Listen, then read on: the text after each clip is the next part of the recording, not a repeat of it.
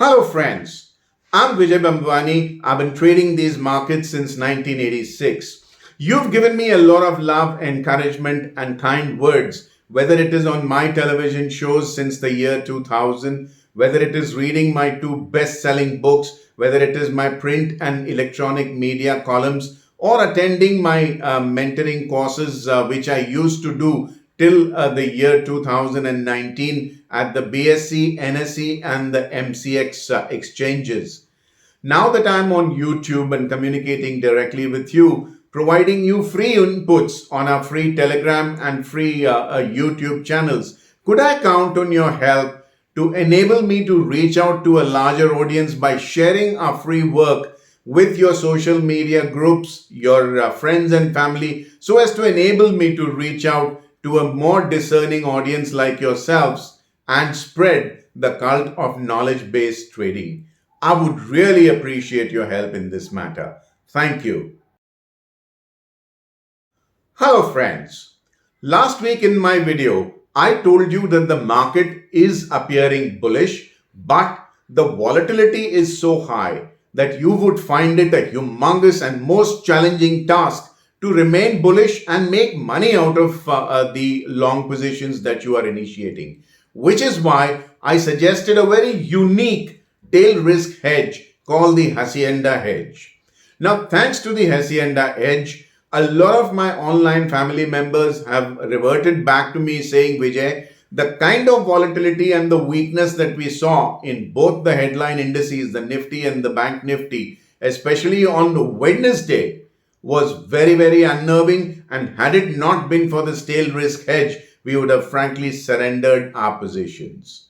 Now, in this week's video, I want to take it forward from where we left off last week and see whether the Hacienda hedge needs to be enforced even in the coming week, or it's going to be easy profit taking and profit making on long positions in the week going ahead. Now, let's go ahead with our weekly market roundup, as you can see on your screen right now. Now check out the weekly market outlook graphic on your window. You can see that the rally was led by the Bank Nifty and the Nifty 50 brought up the rear. And what you saw is a marginal decline in the US dollar index, the DXY, which fell by 8 basis points. And that triggered a spectacular rally in bullion. Gold and silver both jumped up. Crude went up due to Saudi and Russian geopolitical reasons. The Russians have elections on 17th March onwards this year. The Saudis want to push up the follow-on public offer of Saudi Aramco. Natural gas went up. Most of it is cost of carry from the Feb futures to March futures. The USD INR gained 0.06 or 6 basis points. That means the rupee fell against the dollar by 6 basis points. The Indian 10-year benchmark bond yield was constant at 7.07%. The NSE lost 0.2% in market capitalization. MWPL fell 12.02%, which is routine on expiry. And of the three US market indices, the Dow Jones Industrial Average fell a little, whereas the Nasdaq and the S&P 500 gained. Now, friends, look at the inset box on your screen. What you are seeing is the Bank Nifty gaining over the Nifty 50. This is something that I pointed out to you even last week. Over a 4-week period, the Bank Nifty is basically outperforming the Nifty 50, but over 12 and 20 weeks, it is still lagging. So financials are now attempting to catch up with the broader markets. And there you have a trading strategy. I'll discuss that in the last segment of my own trading strategy for the week. Do stay with me till the end of this video, please. Now, let's come to our in-house indicators. We start with MWPL. The weekly chart on your screen tells you that post-expiry, the routine fall that is seen every 4 weeks saw the MWPL fall at 29.15. Now, this is significantly higher than the previous expiry of January, which means bulls haven't really surrendered as many long positions as they did last expiry, and that means their hope is higher. Now, friends, I come to the stock and index futures turnover. This is cumulative turnover of three concurrent series. The turnover is at a 20 period high, 20-week period high. And the turnover is also higher because of expiry. You will see that every 4 weeks there is a routine spike because on expiry, traders extinguish or square up the expiring month exposure and reinitiate those trades in the next month futures, resulting in double turnover. But the fact that this turnover is the highest in the chart period tells you that trader participation was higher. Now, friends, I come to the advanced decline ratio, and this is the average advanced decline ratio of all 5 trading sessions. Now, as you can see on your screen, the Nifty logged smaller gains last week and the advanced decline ratio fell from 1.02 in the week prior to 0.85 last week, which means for every 100 losing stocks, there were only 85 gaining stocks. This is what I meant when I told you the market may be bullish, but making money out of long positions will be difficult. Majority of the traders were unable to hold on to their long positions out of fear, especially what happened on Wednesday. It is thanks to your hacienda hedge or the tail risk hedge that you made money here. Friends, I now come to the prompt month futures of Nifty and Bank Nifty and their basis. Basis is the premium or discount prevalent as compared to spot. What you're seeing is a smart routine rally in the basis in both the indices, but mercifully, the basis is nowhere close to what you saw in the recent weeks, which means there is no exuberance or recklessness that we saw in the prior weeks. There's been a calibrated and deliberate increase in the basis. Now, as long as follow-up buying keeps coming, the basis will remain positive. Now, friends, I come to our in-house exclusive indicator, the impetus, which you've been trusting for over 3.5 years. Now, this is a slight concern. What you saw last week was both the indices gain, but the impetus across the board on both indices has fallen. Not really surprising because the markets were going nowhere till Thursday. It was only the spectacular rally of Friday that you saw net gains occur in both the indices. So the impetus or the momentum, velocity and conviction was lower. Ideally, I would want the price and the impetus to go up together to indicate a sustainable bull market, which means follow-up buying becomes more essential. Now I come to a second exclusive in-house indicator, the lift, weight, thrust, drag indicator. You won't find this anywhere on the internet. And what you are seeing is the LWTD indicator has slunk back into the negative territory at minus 0.48, even as the Nifty has clocked smaller gains.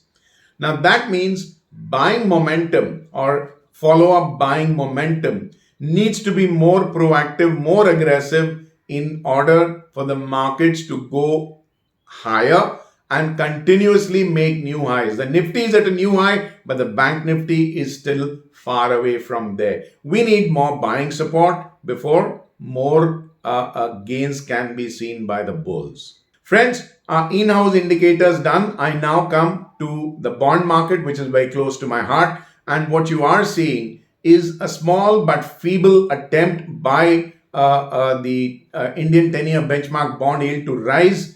There was an initial upthrust in the yields, but it sunk back again, which is why you're seeing inverted hammer here, a bullish inverted hammer here. I've written a note to you on our free Telegram channel. Now, please connect with me on our free Telegram channel. That is one place where I share all my thoughts under one roof. Now, what you're seeing on your screen are the 4 GILT funds that I recommended on 14th of December 2023. We are now up as much as 3.11% in 10 weeks' time. And these GILT funds have returned up to 10% kind of yield over a 12-month period. If any one of you keeps hearing the stuff like fixed income is not lucrative, you can't get double digits return. Hey, show him this graphic here.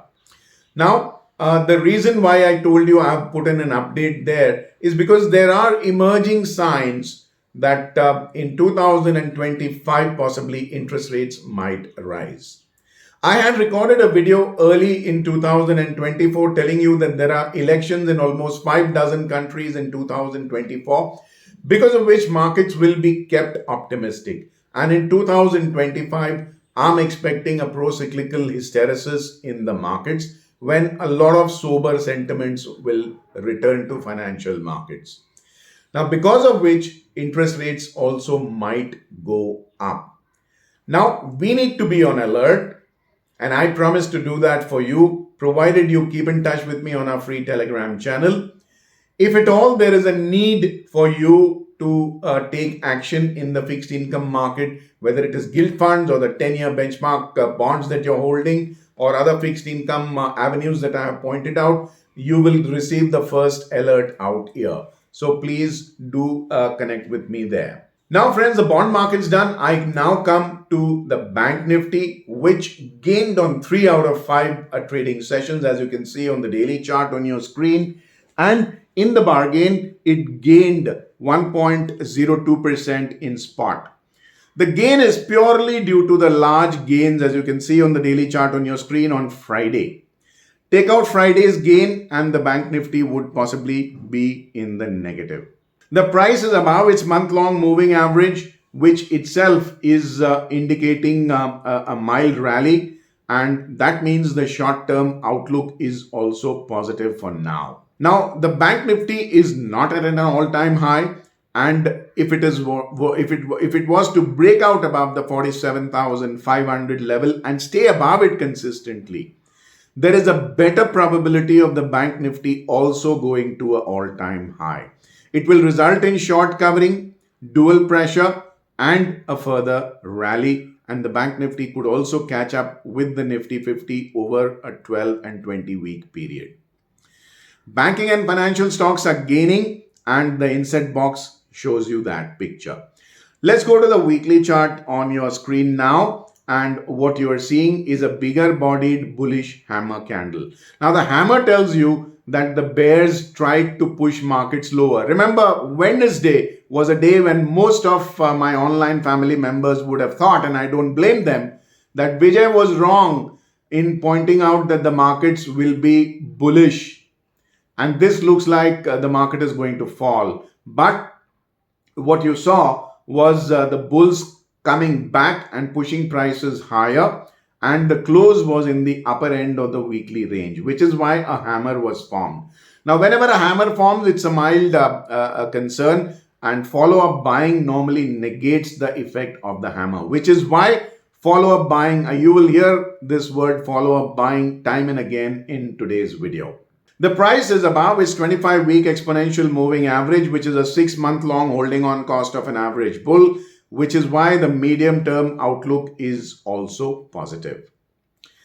Friends, in the week before last, the Bank Nifty was number 3 on the most volatile counters list as per our statistical beta rankings that we maintain in-house. It slipped by 2 notches to number 5.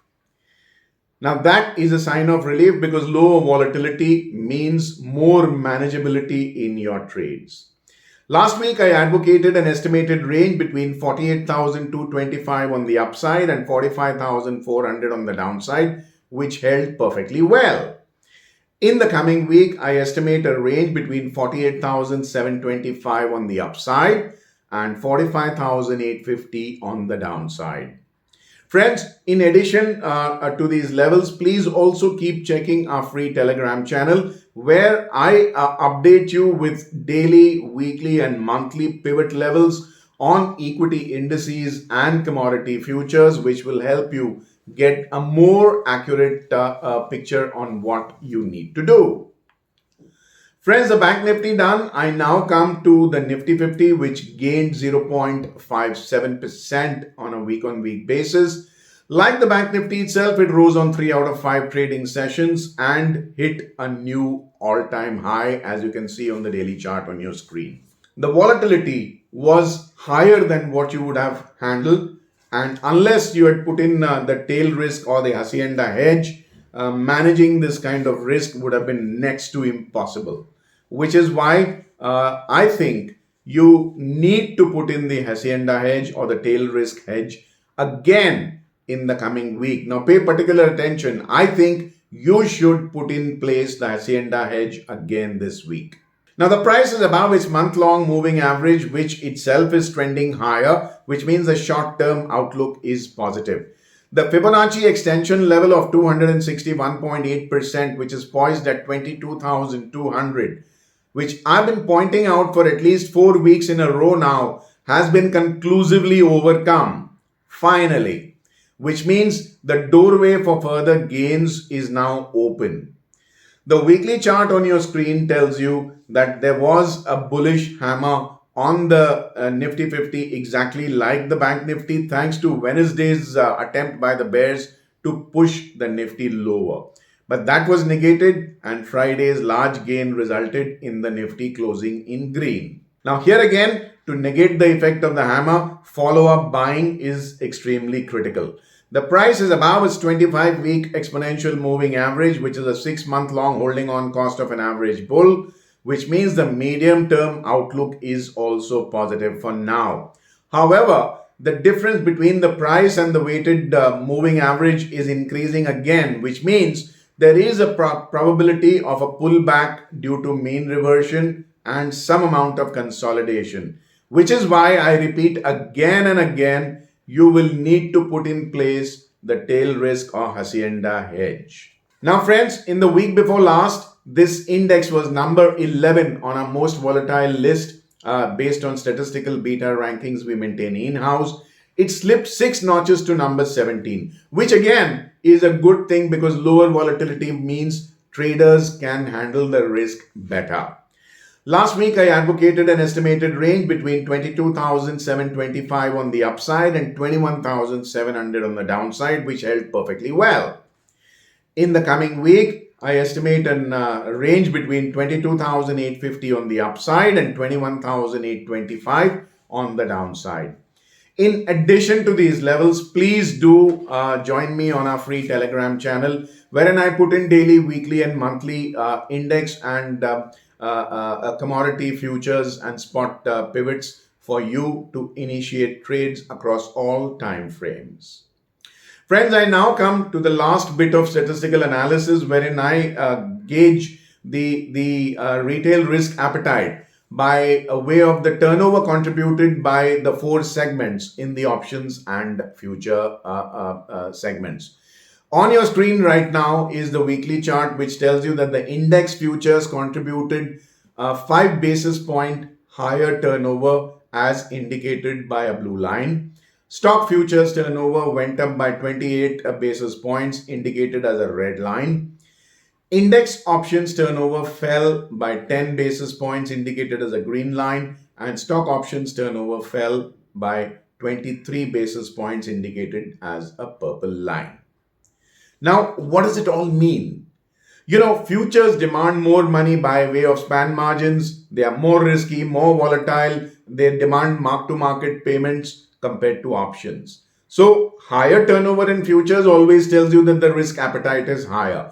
But do remember, you are my online family member. You have to be thoughtful. You have to be intelligent. Is this turnover only because of risk appetite? Yeah, sure, risk appetite is up, which is why the turnover has gone up. But like I told you in the index and stock futures turnover segment earlier, expiry results in dual turnover where February futures are squared up and March futures are initiated again. So turnover goes higher. The real price discovery mechanism will start now onwards. So follow-up buying, I repeat, will become more and more critical to watch out for.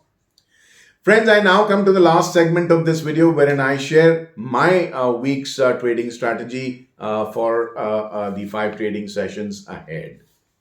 Now, PSU stocks are witnessing volatility, which is far above average even by PSU standards. They've been wild, but last week they just got wilder because they started thrashing all around the place. And that kind of volatility, believe me, is something that even veterans would feel slightly uncomfortable with. So the statistical beta has spiked through the roof, and you need to trade these stocks more carefully. Now, if I was to go long here, it'll have to be with the hacienda type of hedge in place, not otherwise. I would not take a unidirectional naked exposure on the long side in any of these counters. Any stock that has gained over 3% on a week on week basis last week, with statistical beta going up by 10% or higher. I repeat, any stock that has gained more than 3% last week, with statistical beta rising 10% over its prior week, needs to be traded on lower turnover, which is where you need to be particularly careful. If you are having any kind of a filter, any kind of an Excel sheet or a statistical trading model, please do your homework and filter down these stocks immediately. And last week, we saw oil rise on combinations of output cut expectations plus expectations of demand revival. And of course, like I told you, geopolitics. Saudis want to push through an FPO on Aramco. The Russians want to push up prices ahead of elections on 17th March.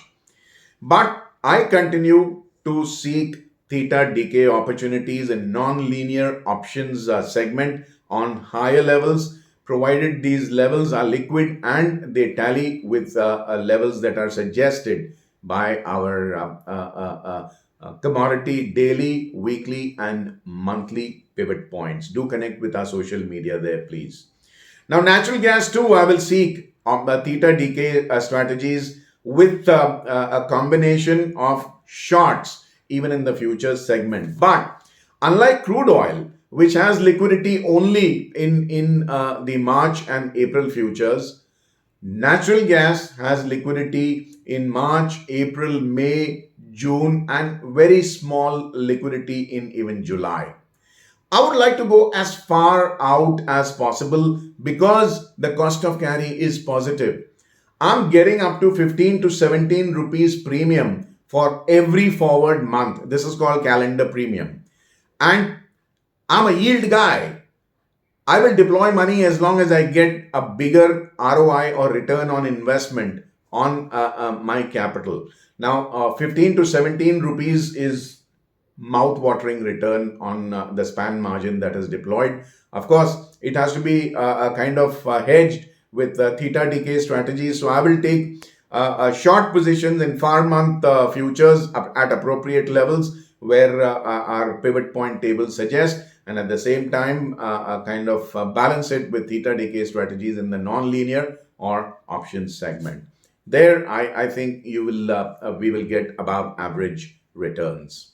I've been advocating a buy on dips and bullion getting support on decline since many weeks in my live mint column. I've been sharing this column with you on social media and starting with our free Telegram channel. Do connect with me there. It's India's first and foremost and only media column which shares statistical inputs with its readers, with a lot of charts, data points, tables that'll put you ahead of the crowds. Now, there I've been telling you that bullion is likely to get buying support on declines. And what a fantastic rally that you saw in gold. It's come within kissing distance of its all-time high. Silver, admittedly, is lagging a little, but it looks like it'll kind of play catch up at some point in time. I've also advocated that financials are attempting to play catch up with the broader markets. Now, remember, I've been showing you tables of how interest rate sensitive stocks were lagging behind the broader market.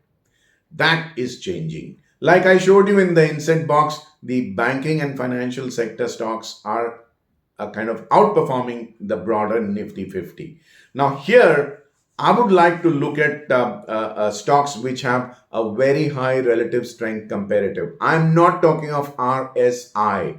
I'm talking of RSC, relative strength comparative, of stocks that are in the banking and financial space as compared to the Bank Nifty and to the Fin Nifty and the peer group itself. I would basically segregate 3 to 5 stocks out of the entire universe of these stocks.